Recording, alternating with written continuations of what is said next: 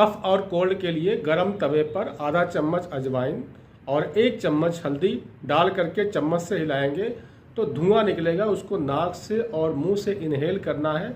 उसके बाद नाक में सरसों का तेल लगा करके आपको अदरक के छोटे छोटे पीसेस और आधा चम्मच अजवाइन डाल करके स्टीमर में स्टीम लेना है। स्टीम लेने के बाद सिर ढक करके आपको सो जाना है। ऐसा दिन में 2 बार 2 दिन तक करते हैं तो आपका कफ कोल्ड 100% ठीक हो जाता है।